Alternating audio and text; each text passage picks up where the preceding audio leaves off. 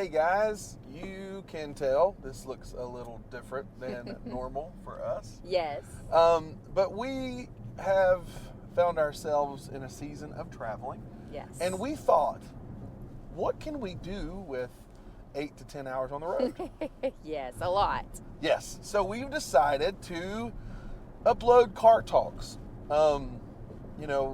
Everybody, usually when you get in a car, you get in a vehicle with your spouse or a friend.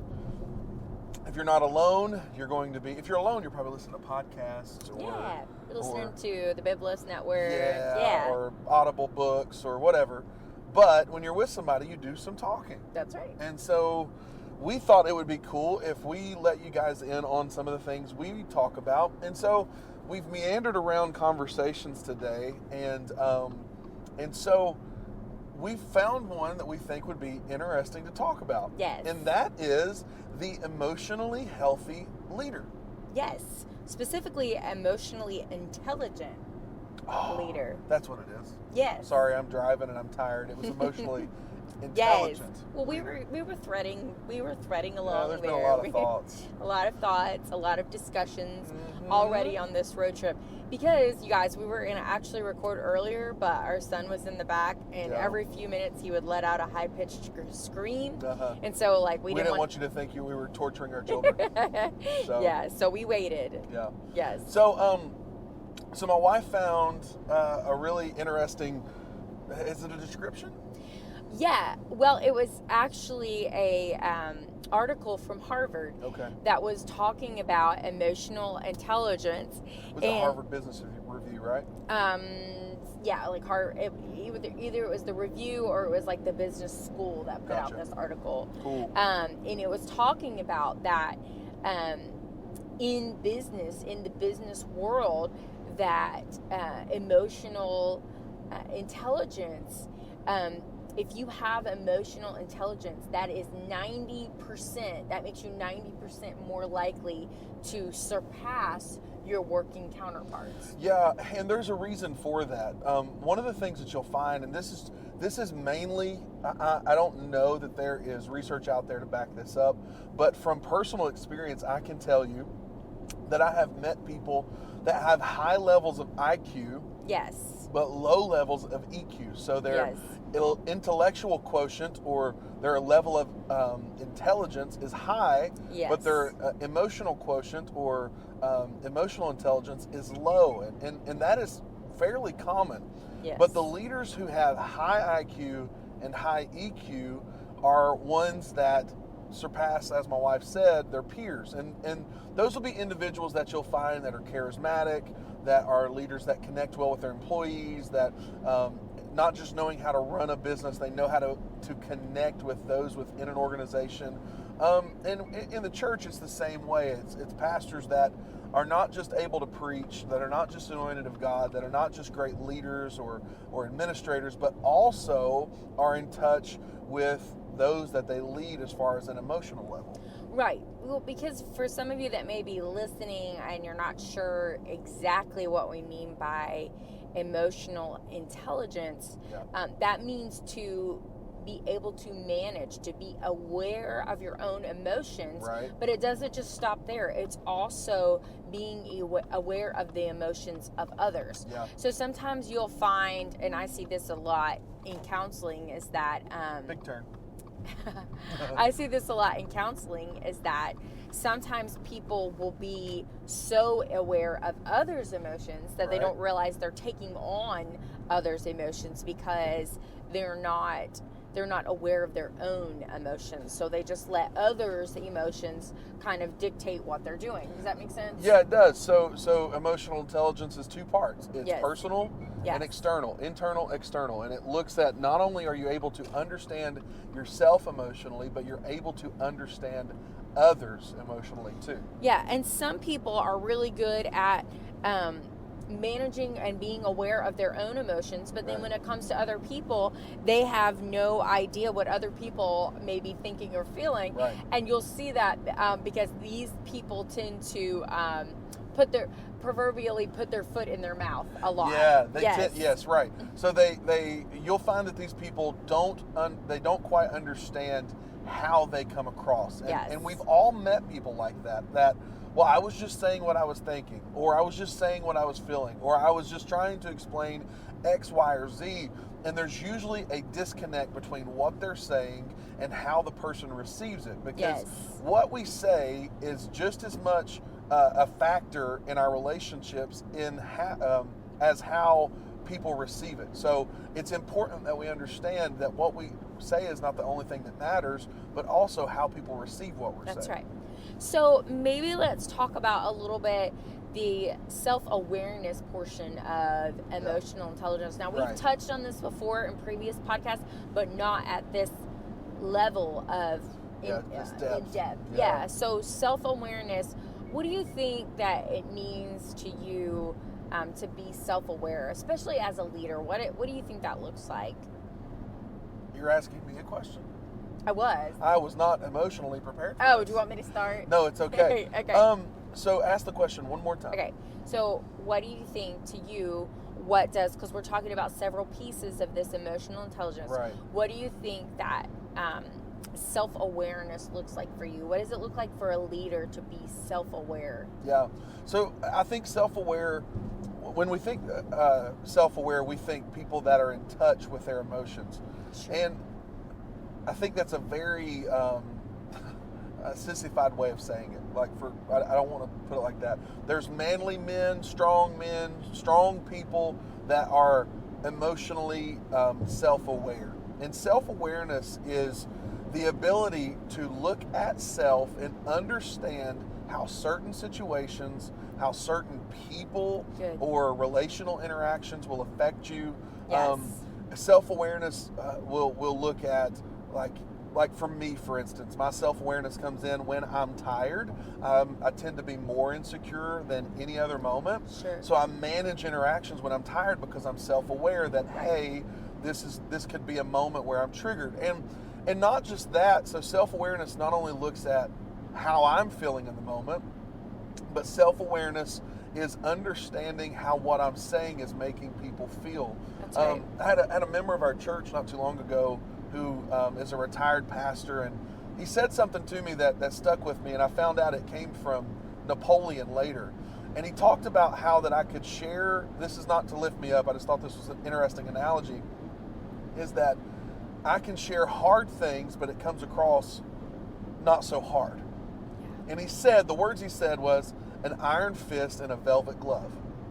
So it's the ability to take the things that you're saying and tailor them to the people that are hearing, becoming all things to all men, and that kind of aspect for me. That is what I would call, that's a big answer for self-awareness. Yeah. And I think a portion of that, too, which you may have more to say about this, is that when you're self-aware, you have figured out, you understand about yourself what your strengths are and what your weaknesses are. I left that out. That's a good point. And you're able to operate in that effectively. I know a lot of the leadership work that you do with people is that, what are your strengths? What are your weaknesses? Yeah. Let's play to your strengths. Yes, and maximize weaknesses to either turn them into a strength or at least something that doesn't hinder you. Yes. Right. Yes, I know. The best way I can really think about this, where this comes into play, is that our team at our church, we all took a test that shows our personalities, like working. We did how we worked. Yes, how we worked. It was the Working Genius. Yeah, Patrick Lencioni. Yeah, and so it really brought to light things that we already knew about. How the team meshes. Yes, how our team meshes together. And for me, when I took the test, it really zeroed in and reminded me again that, what my strengths were and what my weaknesses were. But the great thing about this was that we have people on our team that are strong in the areas that I am weak. Yeah. And so being self-aware, it doesn't make your weaknesses, necessarily a problem. It teaches you how to strategize so that your weaknesses don't become a problem, right? Does that make sense how I said that? Yeah, it does. And I think one of the things that you do, depending on, let's say you're a pastor, depending on the size of church that you're pastoring, in certain situations, weaknesses can become glaring, and Yes. they become far more noticeable Yes. in certain situations than others. So your job as a pastor is to ensure that if those moments arise, that there are leaders within the church that can make those moments far less damaging to the church body as a whole. Now, not that anybody would do anything intentionally to damage the church, but what you'll find is if you'll play to your strengths and to the strengths of others, the effect of hard moments can really be lessened, and in some cases can completely be eliminated because of emotionally intelligent leaders. Yes, and just one more thing about this portion of it, just because I think this is so interesting. I know that for us, with our church, my husband and I both found out that we are visionaries on different scales. He's an overall visionary, and I'm more of a systems visionary of like things that I want to see done pertaining to certain systems, but we need people that help us carry out the tedious parts of that, like the intricate parts of the application. And honestly, since we've discovered all of that with our team, it has helped us so much be able to implement, because when we know, hey, this part, there's a break in this part of the system, but this is the vision that we're wanting, then we have several people on our team that are like, okay, what if we tried this? What if we did this? And that's all of us working together in an emotionally intelligent way to fulfill that. Yeah, and two, I think we should underscore, like real quickly, and this might be a deeper rabbit hole for us to jump into, but I've seen emotionally unintelligent people build incredible churches. That to say that one is emotionally intelligent does not determine success necessarily. Right. It just is a marker for the potential of success. So I think that what we need to look at too is that the Holy Ghost is a work in our lives that works to make us more emotionally intelligent. Will teach us. Yes. Teach us, yes. To reveal to us yes. Aspects of our life that we can work on. Because I will say this, love is something that is born into a pastor's heart by a divine utterance, I believe. And it's a love for people and it's a love for souls. Yes. If a pastor lacks that, then either the pastor's been hurt, or it's possible that the calling isn't there because it requires that love. And love will draw people. Yes, it will. But emotional intelligence will help keep people. Yes. Because your love for those people, it may help in moments to overlook things or look the other way, or whatever the case may be. It may help you to work together more fervently. But emotional intelligence will make those relationships easier and allow you to build greater relational equity in the long term. That's great. That makes sense. That's great. So let's talk about the self-management part of this. And I think as a pastor, you can really speak to this, because pastors often find themselves in situations where a response is demanded in moments of crises, moments where they're caught off guard, and managing your emotions, self-management is really important, because we have to practice this, because if we react off of our impulse, we have the wrong reaction sometimes. Right, yeah. So impulsivity is the sign of two things. Impulsivity is the sign of immaturity, right? Because children are impulsive. Yes. And impulsivity is the sign of lower level creatures on the food chain. Oh, that's good. So I got into the discussion yesterday. I teach a class to young leaders at our church at 3 in the afternoon on Sundays, and we got into this discussion. They started talking about lions, and in particular talking about a lion laying with a lamb in a millennial reign, in a dispensational futurist view of that. And as we were talking about this, I was like, well, lions aren't normally friendly. And this one girl said, they're normally friendly, or there are friendly lions. I was like, yeah, until they become hungry. And they're the lower level of life has to act on impulse. When they're hungry, they'll bite you. And toddlers are that way. 3-year-olds. operate on impulsivity. That's They right. see it, they have to have it. They think about it, they have to do it. And a parent's job is to help them control the impulsivity. Yes. As leaders, if we are impulsive, we're going to show people that we are immature in certain aspects of our emotions. As leaders, we're called to take a step back. It's called temperance, and it's a fruit of the Spirit. I don't believe. That's right. I'm of the persuasion that it is my opinion. Let me put it like that. That fruit is seasonal. Okay. It was always meant to be seasonal.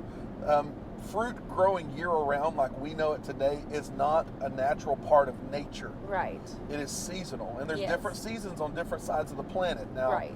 but when in the time that was written, it was seasonal. You would not Yes. get strawberries, and then at the same day get another fruit that doesn't grow in that time frame. Right.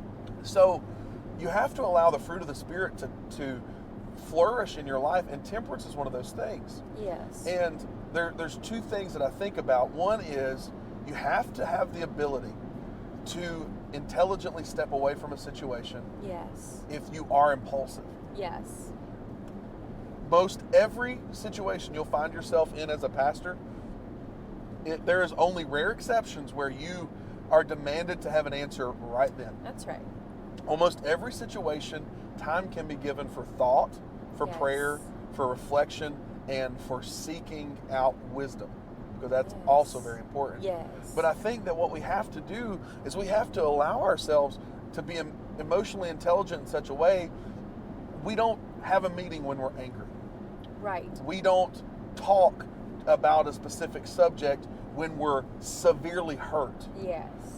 Because what it's going to cause us to do is it's going to cause us to, I mean, you could be the most emotionally intelligent person in the world, Sure. so it's in men to be mad. Men with higher testosterone levels are mad. They're prone by the very virtue of their hormonal makeup to be prone to not rage, but to get worked up. Sure. So I'm not going to make a decision or have a conversation when I'm worked up, Yeah. unless it's in defense of your spouse, or if somebody's talking bad about your wife, just go ahead and punch them. It's okay. Like, you can ask for forgiveness later if you have to. Well, I'm just saying, there's certain lines you don't cross, and that's one of them. Yeah. But I think that's a really Yeah. good point. Like, Yeah. you can't be impulsive. And a pastor said this. A friend of mine, Pastor Nate Batson in Nashville, Tennessee, said this. And he was talking about when things happen in the church and it involves two sets of people. And he said, remember, if you are the hurt in that situation, I'm the pastor of both, the offender and the offended. Yeah. Don't forget, you're the pastor of both. You know what's interesting is, as you were saying that, a scripture came to mind, and I just looked it up to make sure I was thinking about it right. But Proverbs talks about that a man without self-control is like a city broken down without walls. Yeah. And in that time, they built walls around the city to keep the enemy out of their cities. Yeah. And so why are we talking about this? Why is self-management so important? Because if you are just impulsive and you're just shooting out at every emotion that you have, the Bible talks about that you are very vulnerable because you're like a city without walls. There's no protection because you're just letting it go, no control whatsoever. And so it's important that we practice that self-management. Did you want to say something I just else? wanted to tag onto that because Yeah. it says it's a city without walls. Yes, Proverbs also said a man offended is harder to win than a strong city. that's right. That's right. And that implies walls and protective measures. So That's right. your tongue could be your impulsivity could be the thing that causes offense to the point that you cannot win that person, which in today's world where there's so many opinions on vaccines and COVID and politics and everything else, as church members, as pastors especially, whether we buy into either side, it doesn't matter. We need to remember that there is a side that will be offended, and if we offend them over nonsense, how can we preach the gospel to them? That's right. So, kind of before we move on from this I'm lit right now. topic specifically, what are some ways that you can speak to that would help people and they say, man, I have trouble being impulsive. Yeah. I have trouble just kind of controlling myself sometimes. What are some ways that they can manage their own emotions in these kinds of situations? That's a great question. So I have a couple of things that I do that help me to think. My wife is a very quick-witted person. So if someone asks her a question, her mind, she got it. Her dad's the same way. Very quick-witted, can think on their feet and have a good answer almost immediately. I have two things that I do, and I've learned both of these. Is if someone asks me a question, I will either have a bottle of water with me, yes, so that I can take a sip of water, yes, and think about it. That's what I'm going to do right now. Right now, yes. yeah. Or I will say, you know what? That's a good question. Yes. That reply is it's so innate in me now that I say it so much. People will tell me, I know what you're going to say. It's a good question, because it gives me time to think. Yeah. Don't ever speak if you haven't had time to think about it. Because did you know most of the mistakes made in pulpits that end up on church milk and other places are in the margins when you're outside your notes?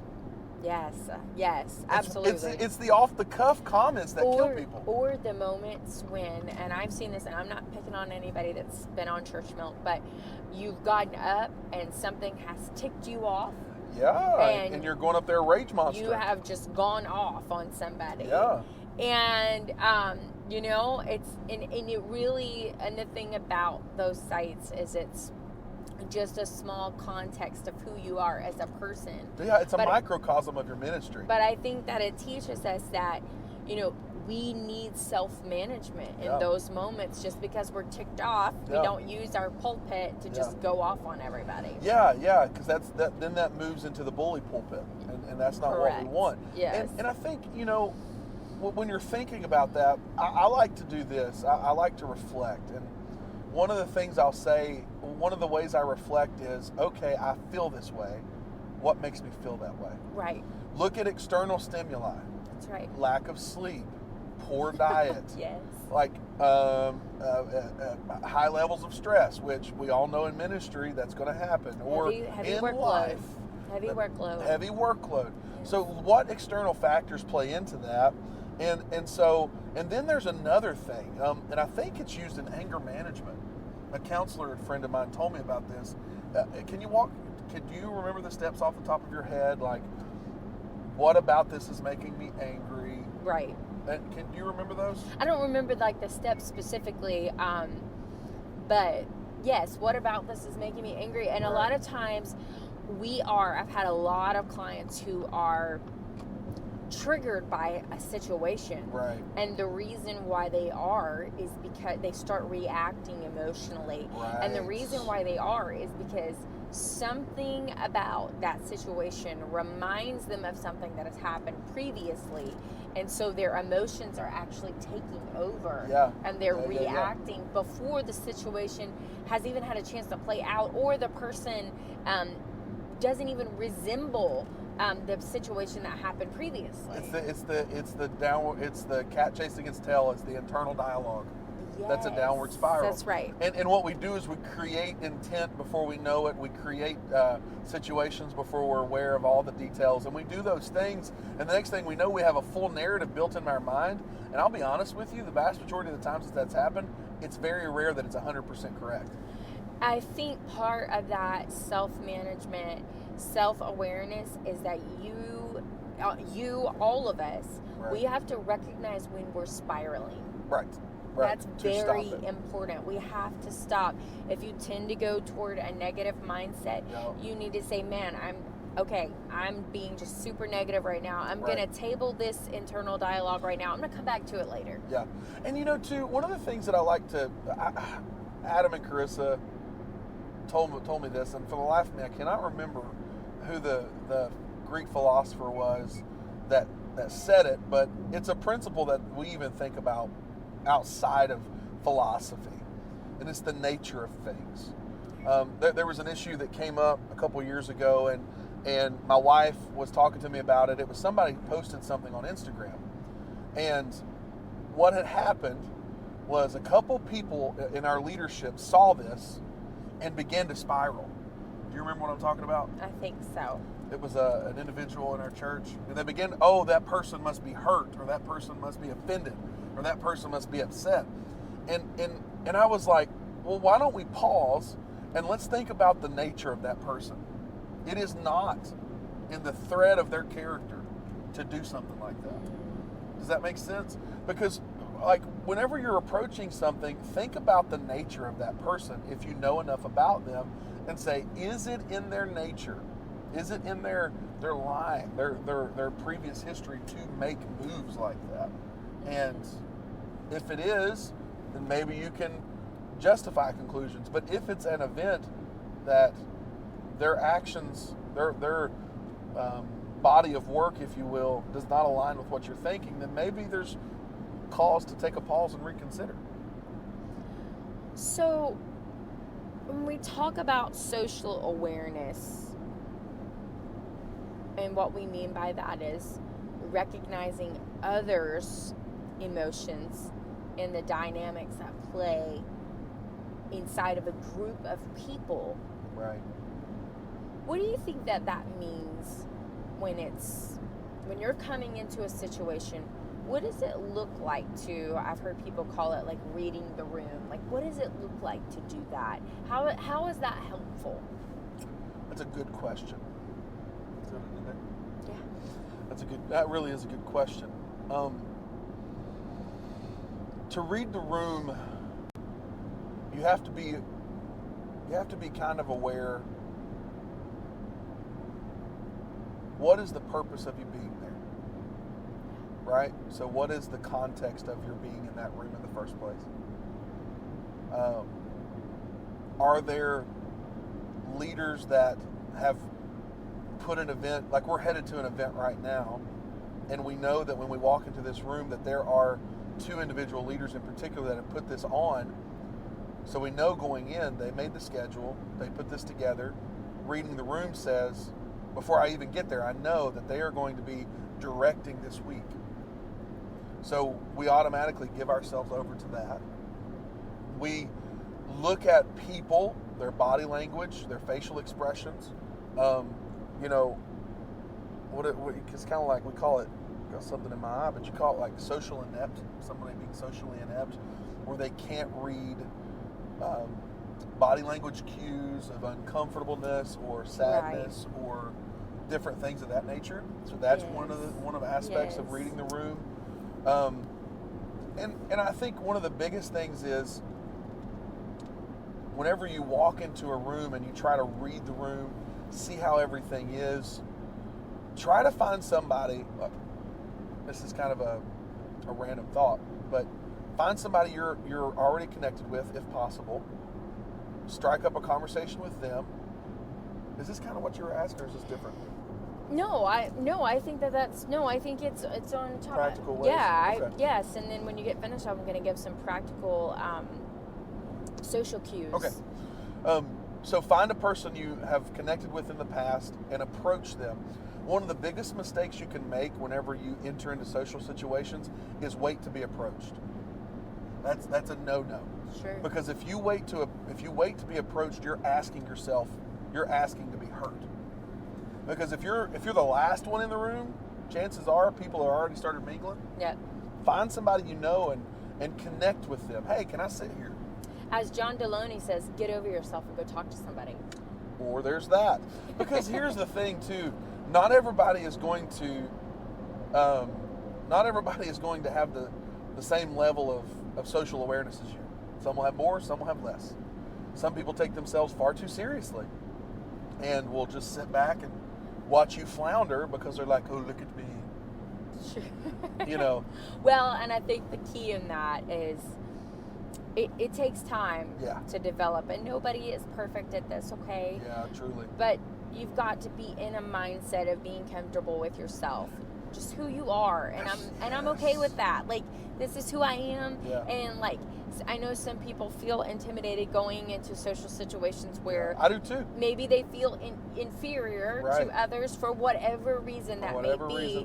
And you just have to realize, you know what, God is doing something in me. Yep. God has plans for me and my ministry, and it's not healthy and it's not Yeah. wise for me to compare what God is doing in me to what God is doing in someone else. I need to go in with the attitude that I'm thankful for what God's doing in me, but Right. I'm also thankful for what God is doing in those around me. Yeah. And I'm going to view this as a learning experience. What can I learn? Yeah. How can I get more connected with the people around Yeah. me? Yeah, and the biggest compliment you can get is, I like you just because you're real. Yeah. Like, just be yourself, be real, and don't be inappropriate. Read Yes. the room. Yes, Like, I was getting ready if you're to going share to a some funeral, things. don't sit in the back making jokes. If you're going to a business meeting, don't show up in sweats and a t-shirt.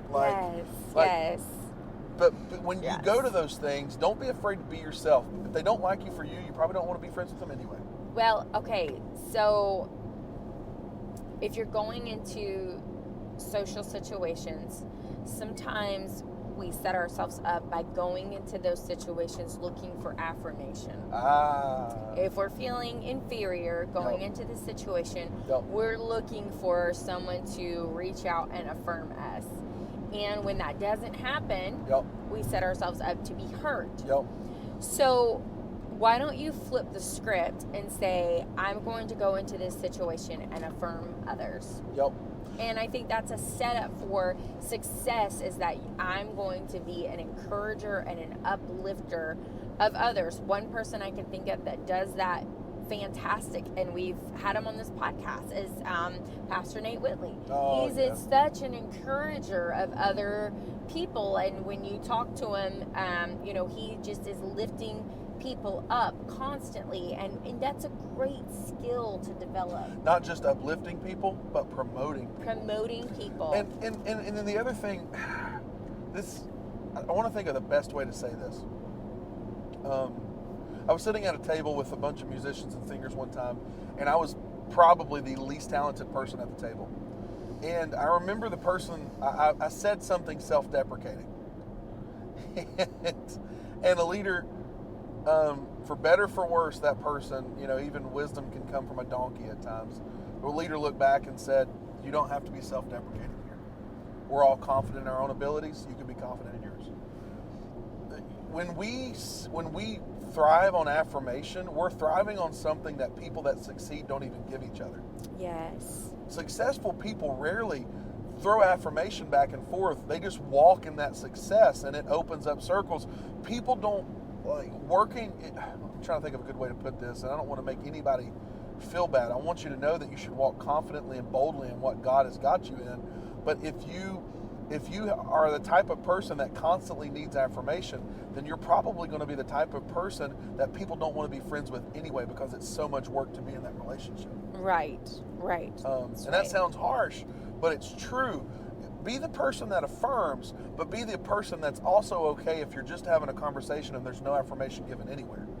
There's been so many times that, like, my wife and I will invite people to our church to come preach or teach or do whatever. Some will be like, man, that music was awesome. Sure. Others won't say a word. Sure. You know why? They're already used to good things. It's not that they didn't think what was there was good. It's that they didn't feel like that they had to validate it. It's already validated itself.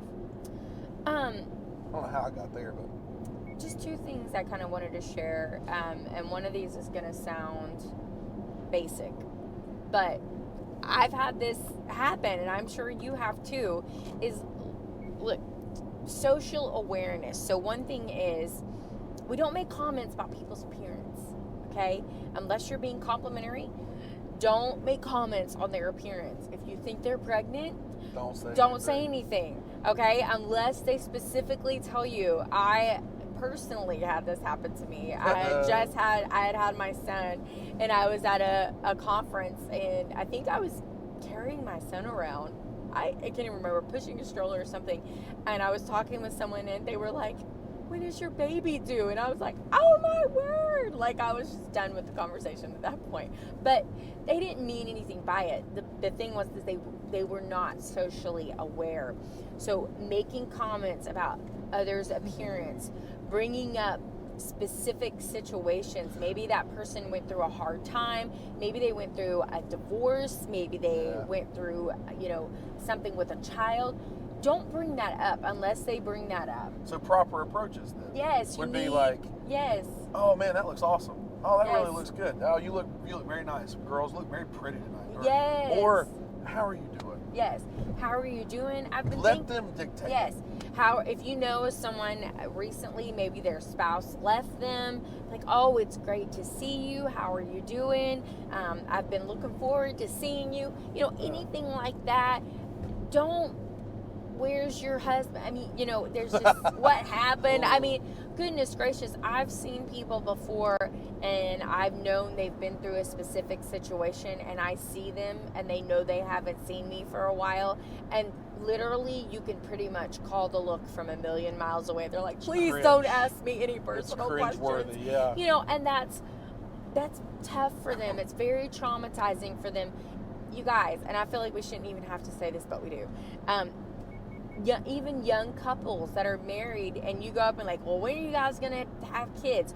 You guys, like, they may not be able to have children. Or they might have had a miscarriage. Or they might have had a miscarriage. Oh. Yes, so it's like, really think about what you're going to say before you say it. And this is one thing I was gonna say, and I know this is a lot your lane, but I think a tip for social awareness, especially in a church leadership standpoint, is that if you're going to roll something out, something new, and you're wondering how is everybody going to like this?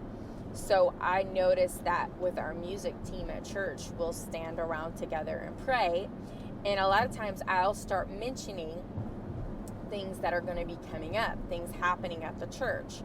And it's a great sample size to see, okay, what are the reactions going to be at our church? Because we have a wide range of people involved in our music team. And I see how people are responding. And every now and then I'll see someone get triggered. And I'm like, okay, why? And then I'll go ask that person, like, hey, I noticed when I brought this up, you seemed like you were upset, or you seemed like you were thinking about it. Can you tell me what you were thinking? When I brought that up, and they're like, oh, I was thinking about blah, blah, blah, blah, blah. Because here's the thing is, like, they may bring up something that they may think about something you hadn't thought about logistically, or something that we didn't quite see as a leader, and you can get some really positive feedback, or you could head off division before it starts. Yeah. Another proactive way of doing that before plans are put in place or decisions are made is finding what's called change agents within the organization. So that would be leaders, elders, people that are boots on the ground, have their ear to the ground, so to speak, but also people that are that people look to, that people respect within the organization. And you go to them first. And as a pastor, this is what I do. I will tell the church, I talk to the elders before I made this decision. I go to them and I ask them, hey, here's what I'm thinking. What do you think about it? And what that does is it heads it off. I got the backing of the elders when I go to the pulpit and say, hey, I've talked to the elders. This is what we've decided to do. But also, if I get up and I say, hey, we're going to do this, if they go to one of those elders and say, if it gets back to an elder that somebody is talking negative about it, that elder's then able to say, no, I was a part of the conversation. That change agent could say, no, I was a part of the conversation. This is why we're doing it, and I really think it's going to be a positive thing. And that's one way of doing that. That's kind of an industry standard, I would say, probably. So, finally, when we talk about relationship management and we talk about the ability to influence the people that you're working with, you're able to mentor others, you're able to solve conflict effectively. What do you think are some of the most important elements in that, your ability to influence other people? Some of the most important elements? Yes. What do you mean by? Well, I'll give you an example and this is actually straight from you. So Okay. I've heard you say before, in leading people and influencing people, that one of the most important elements in doing that is that you communicate the expectation. Yeah. because you can't Yeah. lead them, you can't mentor them if they don't know what to expect. Yeah, because uncommunicated expectations is often a precursor to disappointment or frustration.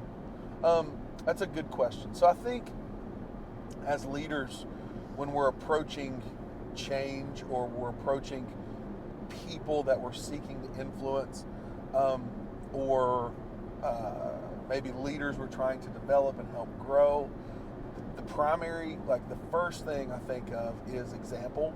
Um, you need to be an example of how to be strong in your strengths, how to be okay with your weaknesses, and how to be an emotionally intelligent person. Yes. So that's number one. Number two is there was an old saying, and I can't remember who said it. It says a wise man's quick to hear and a foolish man's quick to speak, kind of thing. But when you're a leader and you're leading people, you need to be the one doing the speaking.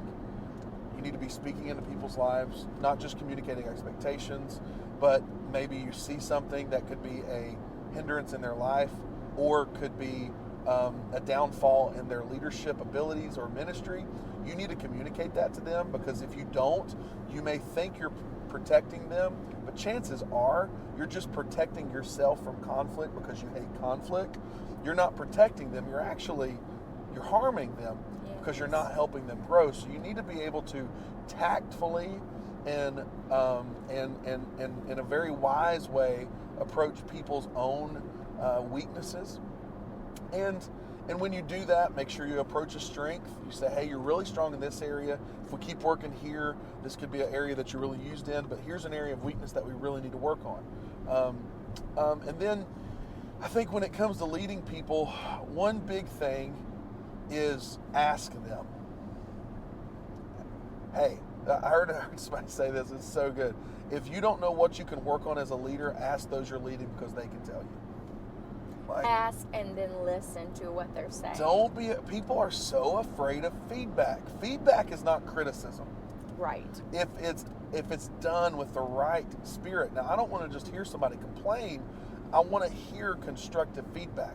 In our executive leadership team, our ELT at our church, I have them in the room not so they'll be yes men or yes women, but so that they'll tell me the truth about something. And I flat out told them, if you can't tell me the truth, you're doing me no good. Yeah, that's right. Because then there's no reason for you to be here. I can just do it myself. I don't think that's what God meant for us. Even in the Bible, He sent them out 2 by 2 to work together in partnership and companionship. And so I think, ask your leaders. One of the things I asked them, what can I do to lead you to become the best you can be? For some, it's accountability. Hey, stay on me. I really need help in this area. For others, it's, you know what, I don't need to be micromanaged. Just let me go and do and check in with me, and we'll do debriefs every month or so. But you'll never know that until you ask, because leadership is not a one-size-fits-all. It's got to be tailored. Now, some principles will cross over, but when you're leading people, you have to tailor your leadership to the person. I was telling my students the other day at our school, me and the high school students, we were talking about something. And I told them, because we had a little disruption in the class. I know you can't imagine with high schoolers. Teenagers. And I told my students, I said, now, your expectation of me is that I treat you with respect. And the reciprocal in this relationship is that I treat you with respect and you treat me with respect. You can't expect something out of me that you're not doing yourself.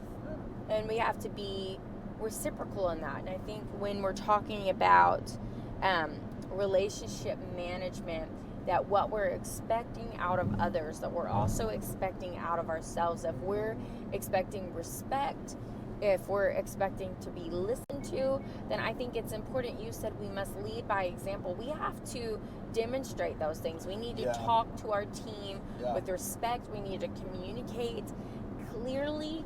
And, if there's something that, because I've heard a lot of leaders say many, many times through the years, say, and they'll tell their saints or those they're leading, if you guys have a problem with it, don't talk to someone else, come talk to us.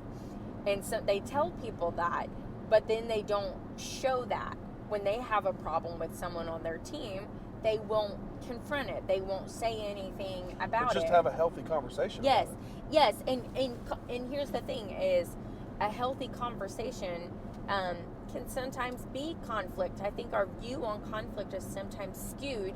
We can have a healthy conversation where there's maybe disagreement or an issue, and it's okay. Yeah, it's sometimes just as simple as not saying, hey, you need to change this. Like, hey, here's what I've been seeing.